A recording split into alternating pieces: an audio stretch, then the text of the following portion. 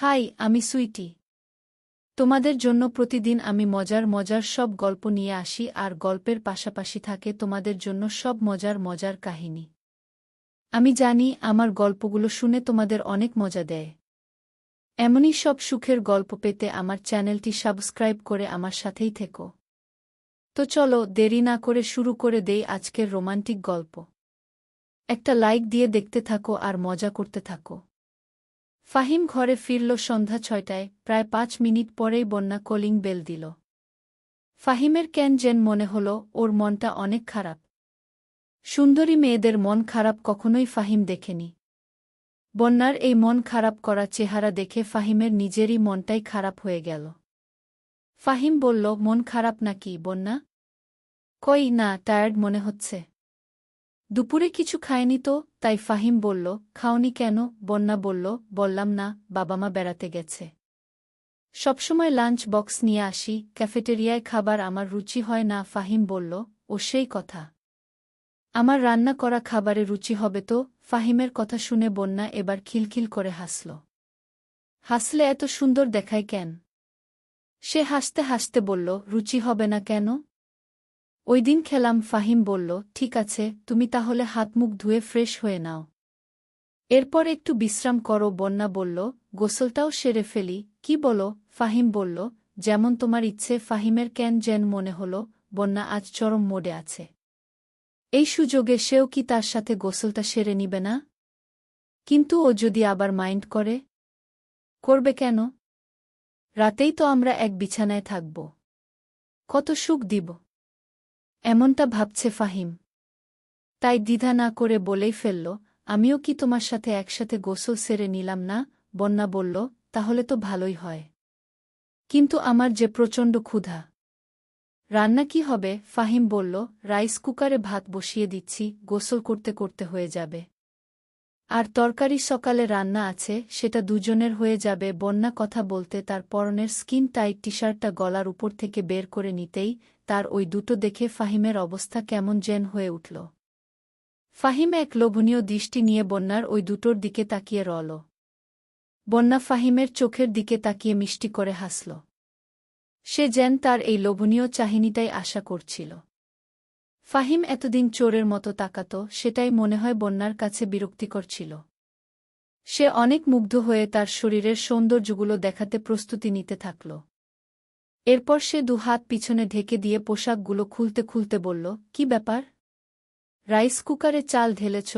ফাহিম লজ্জিত হয়ে বলল, হ্যাঁ, দিচ্ছি। ফাহিম রাইস কুকারে তাড়াহুড়ো করে চাল ঢেলে ধুতে ধুতে বন্যার ওই দিকে তাকিয়ে রইল। ফাহিম অনেকটাই হা হয়ে বন্যার দিকে তাকিয়ে রইল।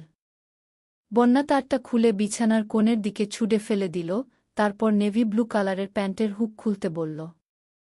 অমন হা করে কি দেখছ? মনে তো হচ্ছে জীবনে কোনোদিন আমাকে দেখনি। বন্যা তার পোশাক সব খুলে বাথরুমের দিকে এগিয়ে গেল। বাথরুমে ঢুকে গোসলখানার শীতল পানির শাওয়ার ছেড়ে দিয়ে ফাহিমকে ডাকল। ফাহিম, তাড়াতাড়ি এসো। গোসলখানায় ঢুকতেই বন্যার শাওয়ারের পানি দুই হাতে নিয়ে খিলখিল করে হাসতে ফাহিমের শরীরে ছুড়ে দিল, তারপর এক কোষ পানি নিয়ে পানিগুলো ঠিক ফাহিমের ওইখানে দিল। এতে করে ফাহিমের কেন যেন লাফিয়ে উঠল। বন্যা ফাহিমের ওদিকে তাকিয়ে বলল, বাব্বা, ছেলেদেরটা বুঝি ওরকম হয়? ফাহিম বলল, কিরকম? বন্যা বলল, পোশাক পরলে তো বোঝার উপায় নেই। পোশাকের ভেতরে ওরকম একটা জিনিস থাকে। বন্যার কথায় ফাহিম হাসল, তারপর বন্যাকে শাওয়ারের নিচ থেকে সরিয়ে নিজেই শাওয়ারের পানিতে ভিজতে থাকল। বন্যা হঠাৎ বলেই ফেলল, ফাহিম, তোমার ওটা আমাকে একটু ধরতে দেবে? ফাহিম মজা করার জন্যই বলল, ওটা ধরে কি হবে? বন্যা বলল, জানি না, ধরতে দেবে কি না বলো। ফাহিম শাওয়ারের পানিতে ভিজা চুলে পানি ঝাড়াতে বলল, তোমার খুশি? বন্যা সত্যি ধরে ফেলল ফাহিম। বন্যা নরম হাতের স্পর্শ পাওয়া মাত্রই সমস্ত শরীরটা কেমন যেন হয়ে উঠল ফাহিমের। অনেক ইচ্ছে হল এই বাথরুমের ভেতরে বন্যাকে নিয়ে একবারে স্বর্গে চলে যেতে।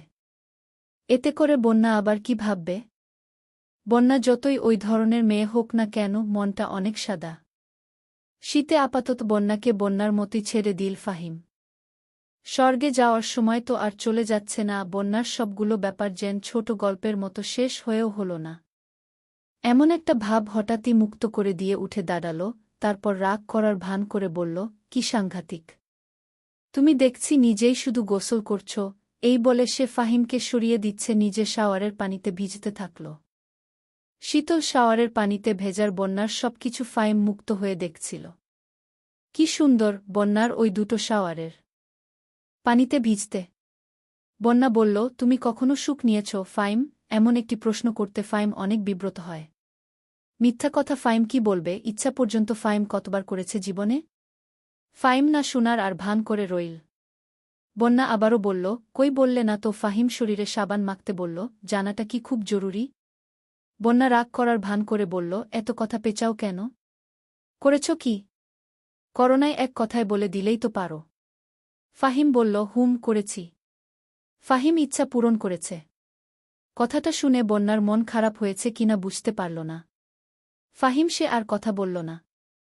শ্যাম্পুর টিউব থেকে হাতে শ্যাম্পু ঢেলে মাথায় দিতে থাকল নিজের মনে। এতে করে বন্যার ওগুলো দুলতে থাকল।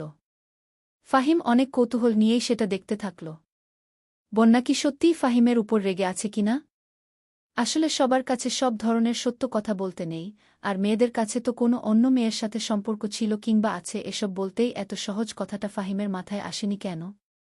বন্যা শাওরের নলটা টেনে নিয়ে শীতল পানির ধারটা আর তার মাথায় ঢালতে থাকল অনবরত। আর চমৎকার মুখ দিয়ে মাথা থেকে বেয়ে আসা পানিগুলো ফু দিয়ে সরানোর চেষ্টা করছে। মেয়েদের ভেজা সত্যিই চমৎকার। ফাহিম অনেক কাছ থেকে উপভোগ করতে থাকল বন্যার ভেজা সবকিছু। ফাহিমের ইচ্ছে করছিল এখনই কিছু করতে, তারপর হারিয়ে যেতে ভিন্ন এক স্বর্গে। অথচ পারল না। ফাহিম বন্যার মাঝে এমনই কিছু একটা আছে, যেখানে কোনো বল খাটানোর সাহস জোগায় না। বন্যা তার গোসল শেষ করে কোনো কিছু না বলে তলে দিয়ে শরীরটা মুছতে মুছতে বের হল। ফাহিমের এর মনটা অনেক খারাপ হয়ে গেল। ফাহিমও তার গোসল শেষ করে বেরিয়ে এলো বাথরুম থেকে।